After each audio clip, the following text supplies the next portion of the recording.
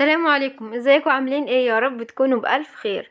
رمضان على الابواب، كل سنة وانتم طيبين. يلا بينا نعمل تتبيلة حلوة للفراخ المشوية، سواء اذا كنت عايزة تشويها على الفحم او تشويها في الفرن. يلا بينا نسمي الله ونصلي على رسول الله. اللهم صل وسلم وبارك على سيدنا محمد. يلا بينا نبدأ الفيديو. خلينا كده متفقين مع بعض ان المقادير اللي انا هقولك عليها دي هتبقى ل4 فرخات. لو انت هتعملي مثلا فرخة او فرختين قللي المقادير اللي هقولك عليها.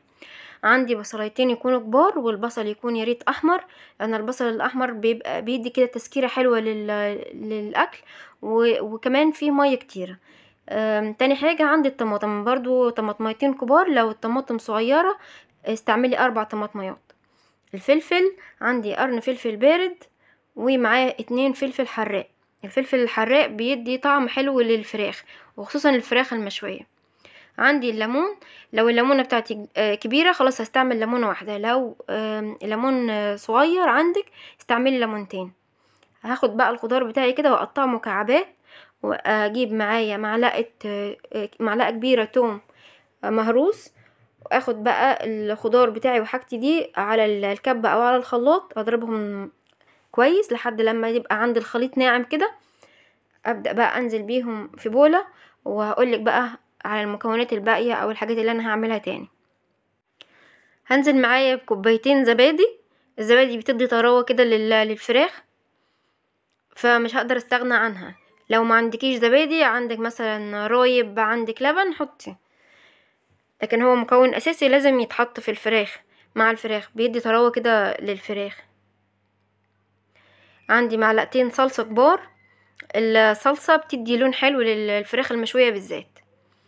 لو عايزه تستغني عن الصلصه عادي. انا الصراحه من وقت ما حماتي تعبت، الله يرحمها ويغفر لها يا رب، من وقت ما تعبت والدكتور حرج علينا ان احنا ما نستعملش اي حاجه فيها مواد حافظه، فما بقتش بستعمل صلصه خالص. لكن الفيديو ده متصور عندي من زمان، من حوالي سنه. انزل بقى بعصير الليمون بتاعي، وبعد كده اقلبهم كويس، وابدا احط البهارات بتاعتي والتوابل اللي عندي. انت بقى زي ما انت تحبي حطي البهارات اللي انت حباها، يعني ما اشترطش الحاجات اللي انا هقولك عليها او اللي انا استعملتها، الا مكون واحد هقولك عليه دلوقتي. التوابل بقى اللي انا استعملتها، عندي فلفل اسمر، حطيت بابريكا، حطيت 7 بهارات، وعندي كمان كاري، وعندي بهارة فراخ. بس اهم مكون لازم يتحط وهيدي طعم حلو جدا للفراخ المشوية هو الزعتر. بحط معلقة كبيرة من الزعتر، ما تستغربيش، الزعتر بيدي طعم حلو خالص في الفراخ المشوية. لو عندك قرفة حطي قرفة، انا حطيت قرفة بس ما كترتش، حطيت حاجة بسيطة. يعني انت ما تخليش التوابل اللي انا حطيتها او البهارات اللي انا حطيتها تبقى هي دي اللي انت تستعمليها، لا، زي ما انت عايزة او على حسب اللي موجود عندك. بعد كده هحط الملح بتاعي واظبط الملح بتاعه كويس، اقلبهم، اقلب بالبهارات والتوابل بتاعتي كويس في الخلطة بتاعتي. جربوا التتبيلة دي يا بنات، والله ما تندموا. انا جربت تتبيلات كتيرة، بس هي دي التتبيلة الوحيدة اللي انا حبيتها ونفعت معايا. اخر حاجة هنزل بمعلقة كبيرة عسل اسود. ما تستغربيش العسل الاسود، العسل الاسود بيدي لون حلو وبيدي طعم حلو للتتبيلة وللفراخ المشوية. هقلبها كده كويس واشيلها بقى على جنب عبال ما اكون خلصت الفراخ بتاعتي. الفراخ المشوية لازم تكون صغيرة، حجمها يكون صغير، في حدود كيلو، كيلو 200.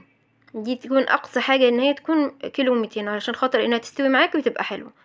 عندي الفراخ بتاعتي جبتها غسلتها، وبعد كده عملت لها محلول النقع بتاعها اللي هو ملح ودقيق ومعايا ليمونه، عصير ليمونه، وحطيت كمان القشر بتاعها، ومعايا طماطمايه، ومعايا ورق لوري وحبهان. ما تقوليليش طماطم ليه، طماطم بتودي الزفاره. لو مش عايزه تحطي كل الحاجات دي حطي معاها شويه طحينه، الطحينه بتودي الزفاره بتاعت الفراخ بطريقه رهيبه. بعد كده اخدتها فتحتها زي ما انت شايفه كده، وعند المفاصل بصي ناحيه، بصي الدبوس، كل ده انا فتحته علشان خاطر ما يبقاش في اي حته فيها دم، والفرخه تستوي كويس. وبالسكينه عملت فيها فتحات علشان خاطر التتبيله تدخل فيها. بعد كده اخدت الفراخ بتاعتي صفيتها كويس. شفتي لما ميلت الطبق كده ما كانش فيه ولا نقطة مية. لو فيها مية ما ينفعش، لازم تصفيها، ولو بمنديل او حاجة نشفيها. بعد كده انزل عليها بالتتبيله بتاعتي، احاول ان انا بقى اخلي كل الفراخ تتشرب التتبيله، واسيب الفراخ في التتبيله دي من 6 ساعات ل 12 ساعه. لو عجبك الفيديو متنسينيش في اللايك والشير وسبسكرايب. مع السلامه.